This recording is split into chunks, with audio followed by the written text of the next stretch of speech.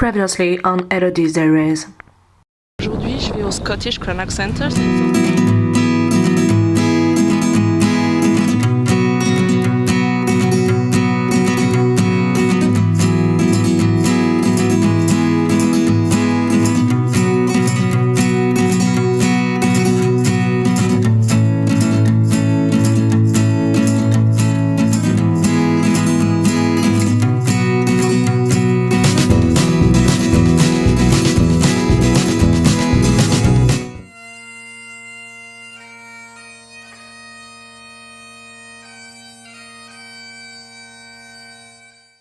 Coucou tout le monde!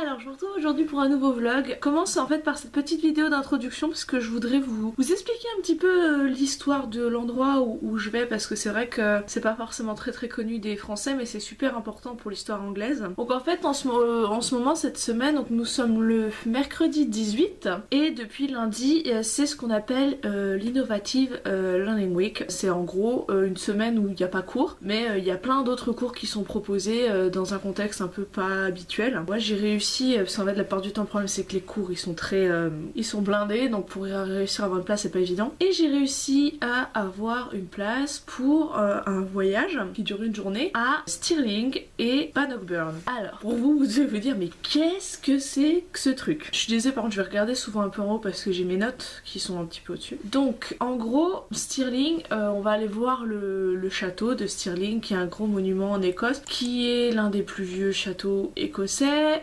qui est apparemment, d'après ce qui est écrit sur la description de l'event, beaucoup plus fun que le château d'Édimbourg. Alors je pourrais pas faire la comparaison vu que je suis pas encore allée au château d'Édimbourg, mais il daterait du 15e, 16e, truc genre. Donc non, c'est pas le plus vieux, j'ai dit une connerie tout à l'heure. Ouais, si c'est ça, ouais. Et franchement, d'après les photos, ça a l'air vraiment super cool. Mais cette ville, ce qu'elle a, enfin ce château, c'est un château qui est très dur à prendre d'assaut parce qu'il est en fait entouré de falaises qui tombent vraiment à pic. Donc et il a une histoire un peu compliquée à ce niveau-là, avec des sièges qu'ils ont essayé de faire, ce genre de choses. Et ce qui est très intéressant à Stirling, c'est qu'il y a eu un événement assez important qui s'appelle la bataille du pont de Stirling. En fait, c'est une bataille importante dans la guerre d'indépendance de l'Écosse. Si vous avez vu Braveheart, vous avez dû en entendre parler. Le seul problème, c'est que Braveheart, en fait, ils ont refait cette scène-là, mais sans le pont, parce qu'ils avaient eu des soucis, ils ont pas pu avoir le pont, ils avaient pas assez d'argent pour en construire un, donc ils ont fait cette bataille parce qu'elle est super importante pour l'histoire de l'Écosse, mais sans le pont. Ce que je trouve un peu dommage, vu que justement le fait qu'il y ait le pont est une grosse part de la tactique. Donc je vais pas vous raconter ça parce que vous vous en fichez, mais en gros c'est le 11 septembre 1297. Il y a les armées de donc Andrew de Moray et William Wallace qui vont affronter donc les armées anglaises, et qui va leur foutre une race concrètement, hein. Et en fait dans cette bataille, Andrew de Moray donc va mourir. Ça va avoir un impact négatif sur les forces de William Wallace, mais au final il va s'en sortir que plus fort. Et en fait la victoire à ce pont là, ça va être le début en fait d'une grosse série de victoires de William Wallace, et grâce à ça en fait il va obtenir le soutien des nobles. Ça va aider en fait à ramener une chute totale, quasiment totale des Anglais en Écosse. Pour faire simple, hein, parce qu'après forcément c'est un peu plus détaillé que ça, j'ai même les chiffres. Ouais non, c'est trop de détails, je vais pas vous infliger ça. Mais voilà, en gros, c'est ça. Et donc, à Stirling, donc on va voir le château, on va très certainement voir le pont, et il y a aussi un monument qui a été fait pour William Wallace. Il a été fait bien plus tard, par contre, je sais plus les dates exactement, mais dans un style qui s'appelle gothique flamboyant victorien. C'est précis. Mais au final, c'est quand même assez récent par rapport à William Wallace. Mais donc, je pense je sais pas encore, parce que justement, je suis ici, j'y suis pas encore allée, c'est demain matin. Mais voilà, je pensais que c'était important de vous expliquer tout ça, parce que je me suis dit, là, j'ai mes notes, demain j'aurai pas mes notes, je vais vous filmer comme d'hab. Et en fait après ça on va aller à un endroit qui s'appelle Bannockburn, je suis pas sûre de la prononciation. Et là pareil, il y a encore une grosse bataille. C'est une bataille en fait très importante dans l'histoire écossaise. C'est une victoire écrasante de l'armée écossaise, qui est donc menée par Robert Bruce, qui sera roi d'Écosse plus tard, sur les troupes donc d'Édouard II d'Angleterre. C'est pendant la première guerre d'indépendance écossaise. Il va révolutionner en gros les méthodes de guerre écossaises, et les Anglais après vont reprendre ces techniques là plus tard. Je vais pas vous faire un truc, mais un topo parce que bon, ce serait beaucoup trop long, mais en gros ils ont après plus tard pu reprendre ces techniques là pour la guerre de 100 ans, donc c'est vrai que c'était intéressant. Mais en gros pareil, c'est une guerre très importante qui a permis en fait à l'Écosse de garder son indépendance. Donc en fait Robert de Bruce, il va devenir donc commandant en 1306 et va se faire couronner roi d'Écosse sous le nom de Robert Ier. Il va y avoir baston avec Édouard Ier d'Angleterre, pardon. Et Robert Ier va devenir en fait après William Wallace un héros de l'indépendance écossaise. Ce qui est très intéressant, c'est que cette victoire, qui est donc due à la stratégie donc, de Robert Bruce, elle va parachever l'indépendance du pays et il va pouvoir rester indépendant jusqu'en 1707 quand il va y avoir le Union Act qui va être signé et qui va unifier les deux pays. Donc Jacques VI d'Écosse, qui en fait est un descendant de Robert Ier, donc Robert Bruce, va devenir à la fois roi d'Angleterre et roi d'Écosse en 1603, mais les pays vont rester indépendants jusqu'en 1707. Donc c'est quand même très intéressant de voir que le premier roi à la fois anglais et écossais est à la base un roi écossais. Moi je trouve ça vachement cool. Donc c'est vrai que c'est une guerre qui est une bataille qui est très importante pour l'Écosse, et donc du coup il va y avoir, je pense que ça va être très intéressant de voir là-bas comment comment ils ont fait ça en fait. Donc voilà, moi je vous retrouve demain matin, très certainement. Je vais essayer de vous en filmer le maximum. Je sais pas ce que je pourrais, comme d'habitude, filmer exactement. Je sais pas si je vais pouvoir vous filmer l'intérieur du château ou que les extérieurs, mais dans tous les cas, rien que si j'arrive à voir le pont de Stirling pour la bataille de William Wallace, je serais vraiment super contente parce que c'est vraiment des gros trucs à voir. On peut pas aller en Écosse en s'intéressant à ce pays sans avoir vu ça. Donc voilà, à tout à l'heure. Alors, je vous retrouve, ça y est, on est jeudi, on est en train de partir. Je vais essayer de vous filmer un peu tout ça.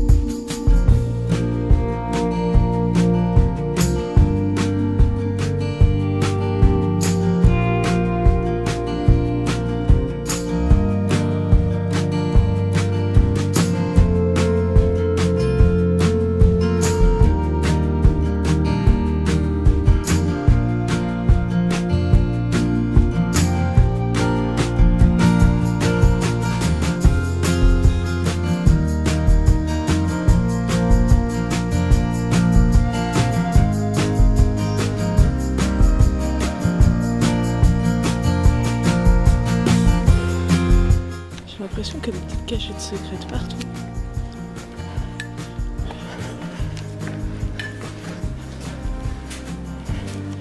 Mais par contre, il y a des endroits où je me dis qu'il n'y a que Tyrion qui peut y aller, quoi.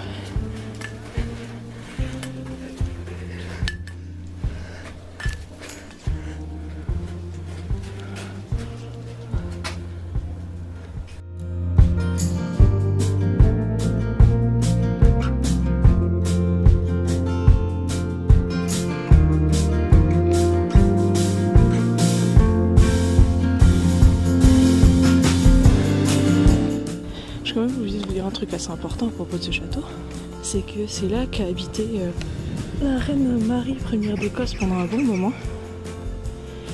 Et comme tous les châteaux d'Écosse, bien évidemment, il a son propre fantôme. Parce qu'un château écossais pas hanté, c'est pas un château écossais.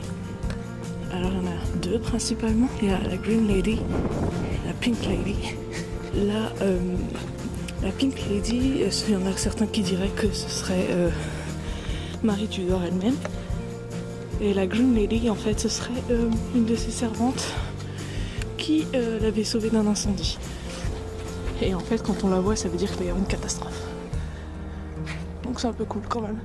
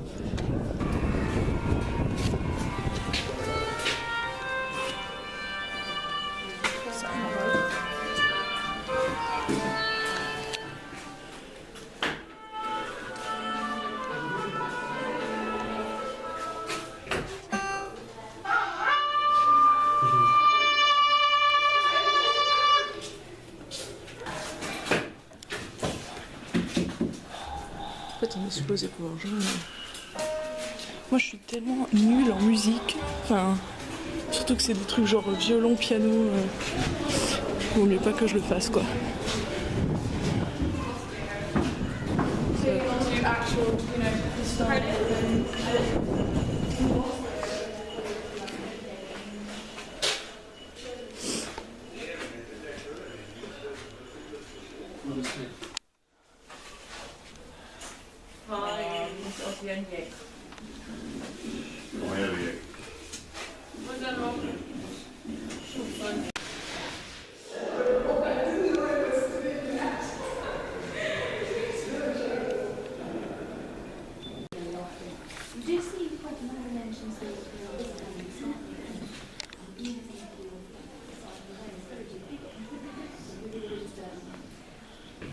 Oh bah tiens, encore une corde. Et puis une autre.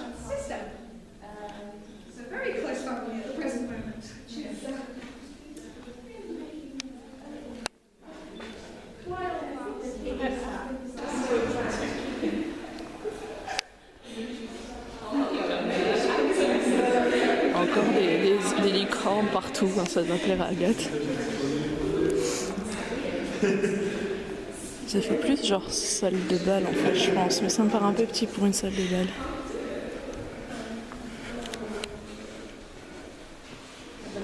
Agathe, j'avais pas vu, mais regarde.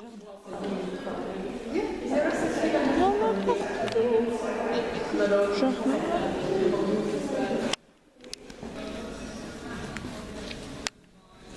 Ah, ça, je pense que c'est probablement la salle de bal.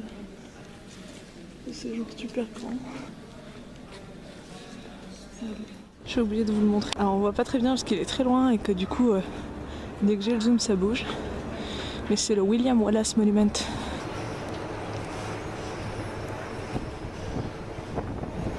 Dont je vous parlais hier. Alors je crois pas qu'on va aller au pont. Je crois qu'on va manger, on va s'arrêter manger quelque part et après on va aller directement à la Bannockburn.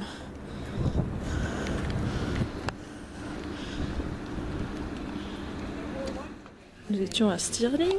Nous sommes donc au centre de visite de Bannockburn. Pour vous donner un ordre d'idée, Édimbourg c'est là-bas. On a mis à peu près une heure et demie pour venir. Je sais pas trop à quoi m'attendre, on va voir. Mais il y a un mec qui se balade en tenue de chevalier. Donc, on verra bien, je sais pas si je vais pouvoir filmer comme d'hab, mais bon. Je vous redis ça.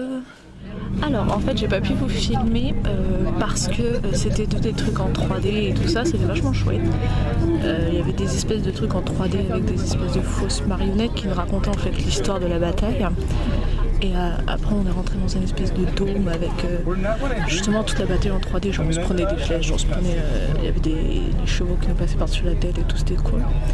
Et après en fait ils nous ont ramenés dans une espèce de salle où il y avait une carte en fait du coin et on était divisé en deux, donc il y avait l'armée, une partie qui faisait l'armée anglaise et une partie qui faisait l'armée écossaise, et on a dû donc en gros se battre.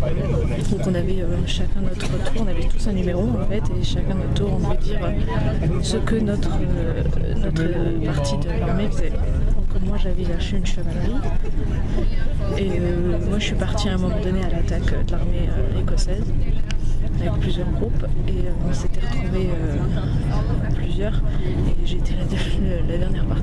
En fait, il y a tout le monde qui a voulu aller protéger le roi, parce que le problème c'est que si le roi il meurt, bah, la guerre est finie, on a perdu. Donc moi je faisais partie de ceux qui attaquaient de l'autre côté, et j'ai fait partie des derniers à mourir de l'autre côté, mais j'étais là, mais moi je suis en train de crever. Et le problème c'est que le temps qu'il y en a un qui capte, comme ça fait tout un tour de table, c'est super long, et le temps qu'il y en a qui viennent, et ben mon armée elle était morte. Mais je suis mort, connard. Bon, par contre je me suis fait défoncer par une infanterie, c'est un peu la honte. Mais j'étais debout et j'ai combattu. Voilà. Non mais après voilà, c'était assez sympa, mais c'est vrai que je pouvais pas du tout filmer. Donc désolée, mais non franchement c'était vachement sympa. Par contre je conseille pas à des gens qui parlent pas anglais, parce que c'est pas du tout traduit. On a eu des anecdotes sympas et tout, enfin c'était très chouette. Donc désolée, rien à voir pu vous montrer pour le coup.